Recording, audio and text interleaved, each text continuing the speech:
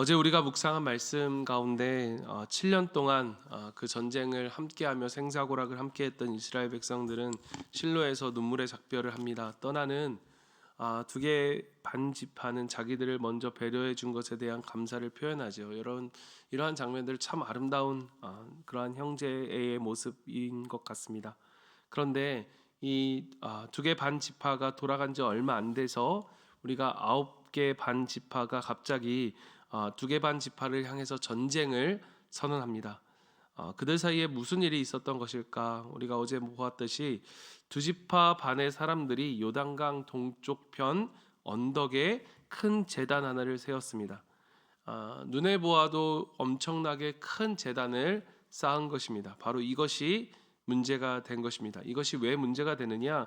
신명기 12장 13절 14절에 보면 너는 삼가서 내게 보이는 아무 곳에서나 번제를 드리지 말고 오직 너희의 한 지파 중에서 여호와께서 택하실 그곳에서 번제를 드리고 또 내가 내게 명령하는 모든 것을 거기서 행할지니라.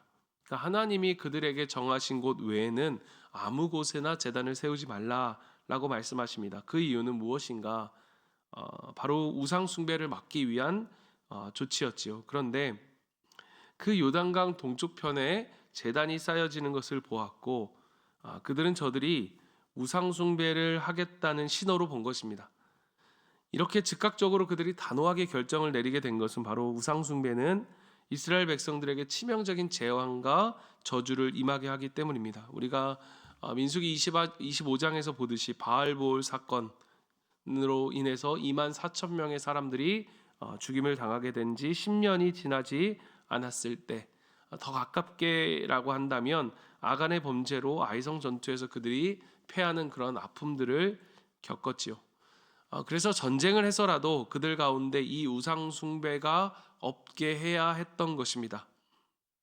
오늘 본문은 그러한 상황 가운데 그들이 이 문제를 어떻게 해결해 가는지를 우리에게 보여줍니다. 그리고 우리에게는 참 중요한 메시지를 주고 있습니다. 먼저 이 요단 동편의 지파들은 오늘 이 요단 서편에 있는 비느하스와 10명의 대표들이 그들을 찾아왔을 때 그들에게 이렇게 이야기를 하기 시작합니다. 먼저 증인을 내세우는데 그 증인이 누구냐? 바로 하나님입니다. 하나님을 증인으로 내세우며 그들에게 찾아온 비느하스와 10명의 대표들 앞에서 맹세를 합니다. 그리고 하나님의 이름을 두 번이나 우리가 22절에 보는 것처럼 전능하신 자 하나님 여호와, 전능하신 자 하나님 여호와, 여호와께서 아시나니라고 하면서 이 여호와의 이름을 세 번이나 반복하면서 자신들이 이 하는 말이 얼마나 진심이고 그리고 이것이 얼마나 엄숙한 것인지를 보여주는 것이죠. 그리고 이 자신들이 왜 이 제단을 쌓았는지 그 목적을 그들에게 말합니다. 우리가 읽어보았듯이 그 목적이 무엇이냐? 여호와 외에 다른 신을 섬기거나 또는 여호와께 제사를 드리기 위한 목적이 아니라는 것입니다. 23절을 보십시오. 우리가 제단을 쌓은 것이 돌이켜 여호와를 따르지 아니하려 함이거나 또는 그 위에 번제나 소제를 드리려 함이 아니다.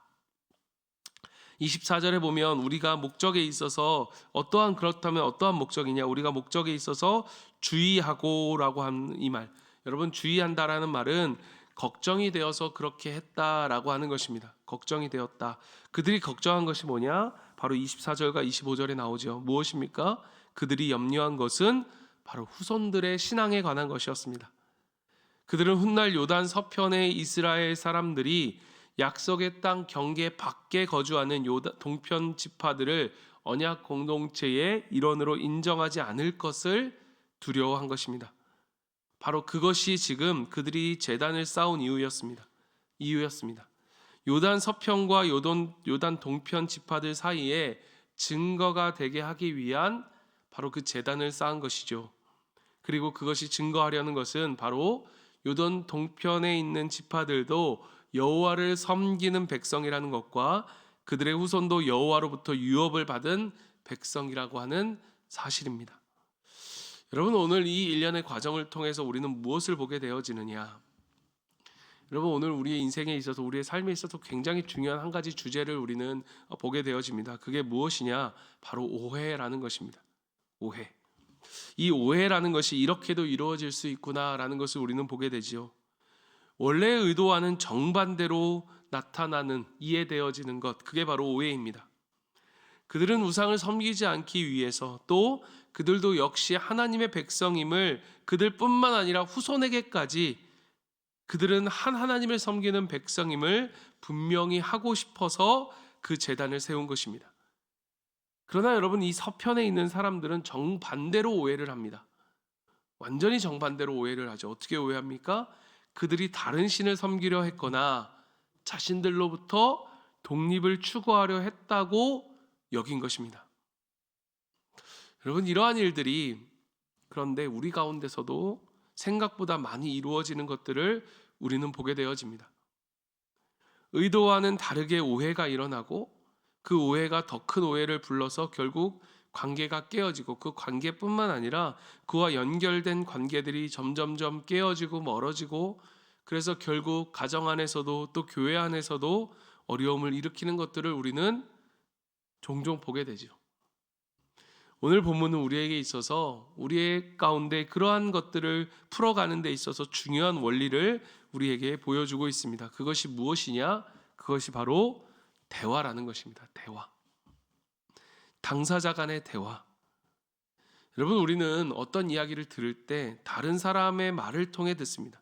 그러나 그 말은 그 사람의 필터를 걸쳐서 왜곡되고 전달되기가 너무나 쉽죠. 아무리 가까운 아내와 남편일지라도 말입니다. 그러면 어떻게 해야 될까? 여러분, 오늘 본문이 우리에게 보여주는 것은 무엇이냐? 물어봐야 한다는 거예요. 그 10명의 지파가 그들에게 찾아가서 9개의 반지파가 그들에게 묻지요. 내가 이렇게 들었는데, 내가 이렇게 보았는데, 내가 이렇게 이해했는데 이것이 사실인가? 혹시 그런 의도였는가? 우리가 누군가에게 이렇게 물어본다면 대부분의 경우 그것은 사실이 아니거나 그 사람이 의도했던 것과는 전혀 다르게 전달이 되었음을 우리는 확인하게 되어집니다. 여러분, 소통이라는 것은 바로 그것입니다. 우리가 정말로 소통이 잘 되는 공동체는 어떠한 공동체냐? 서로의 마음을 겸손하게 이야기할 수 있는 공동체. 여러분, 제가 이 솔직함, 겸손함이라는 말을 쓴 것은 우리는 솔직함을 무례함이라고 하는 것으로 착각할 때가 많습니다. 그러니까 무례하지 않은 솔직함으로 서로의 진심을 말할 수 있는 것입니다. 그러한 공동체. 여러분, 솔직함이라는 것을 명분으로 무례한 것이 아니라 또는 눈치를 보면서 말하지 못하는 것이 아니라 그래서 그저 오해를 쌓고 또 쌓는 것이 아니라 그것을 이야기할 수 있는 이 겸손함으로 서로의 마음을 솔직하게 이야기할 수 있는, 정직하게 이야기할 수 있는 그러한 소통이 이루어지는 공동체가 바로 성숙한 공동체의 모습이라는 것입니다. 다른 사람을 통해 듣고 또는 그것을 통해 내가 판단한 것이 옳다라고 판단하는 순간 그것은 옳고 그름의 문제보다는 우리에게 자존심의 문제가 될 때가 많습니다. 여러분, 우리가 이 대화 속에 잊지 말아야 할 중요한 태도는 무엇이냐? 바로 우리의 판단이 나의 판단이 100% 옳을 것이라고 하는 그러한 착각을 해서는 안 된다는 것입니다. 그들이 그들을 찾아갔을 때 그들의 진심을 들었을 때 자신의 판단을 기꺼이 내려놓을 수 있는 내가 틀렸구나 말할 수 있는 여러분, 오늘 만약 그들이 대화하지 않았다면 그리고 의도를 짐작하고 판단했다면 그들 사이에는 전쟁이 일어났을 것입니다. 공동체는 결국 진실과는 관계가 없는, 관심이 없는 자기 생각이 옳다고는 것을 입증하려는 자들에 의해서 공동체는 결국 깨어지고 망하게 됩니다. 여러분, 저마다의 입장이 있지만 모든 입장이 다 옳은 것은 아니죠. 확인하고 교정하고 조율해야 합니다. 그러나 여러분, 그것이 쉽지는 않습니다. 왜냐? 자기 부정을 요구하기 때문이에요. 그럼에도 불구하고 그 오해가 만들어내는 참담한 결과들을 생각하면 그것이 힘들더라도 그 수고를 우리는 감당해야 하는 것입니다. 그 수고를 멈춰서는 안 되는 것입니다. 왜냐? 그 수고를 하지 않는 것은 정확하게 말하면 죄입니다. 왜냐? 결국 공동체의 깨어짐과 나누어짐을 초래하기 때문이죠. 그것은 안 됩니다라고 하는 말보다 왜 그렇게 생각하는지를 상대방의 생각을 물어볼 수 있는 우리가 되길 바랍니다. 겸손히 솔직하게 대화할 수 있는 성숙한 그리스도인 공동체가 우리가 되기를 간절히 바랍니다. 여러분, 거기서부터 하나됨이 실제가 되는 거예요. 우리가 대화를 통해서 진심을 알게 되었다면 그 진심을 수용해야 하는 것은 너무나 중요한 것입니다. 여러분, 사실 생각해 보십시오. 그들이 다른 우상을 섬기겠다는 결정을 한 것이 진짜라고 한다면 그 전쟁을 불사하겠다는 의지도 선한 의지였습니다. 그러나 그들은 더 선한 결정을 합니다. 그것이 무엇이냐? 그 결정을 거두어 들인 것입니다. 그들은 자신이 오해했음을, 자신이 틀렸음을 인정했습니다. 그리고 어떻게 합니까? 그 모든 과정을 통해 우리가 34절을 보면 그들이 함께 하나님을 찬양하는 것을 보게 됩니다. 여러분, 이것이 바로 결국 하나님이 원하시는 하나님의 백성으로서 진리 안에서 하나됨을 가져오는 열쇠임을 우리는 보게 되어집니다. 말씀을 마칩니다. 여러분, 이 오해를 가져오는 일들은 과연 무엇일까?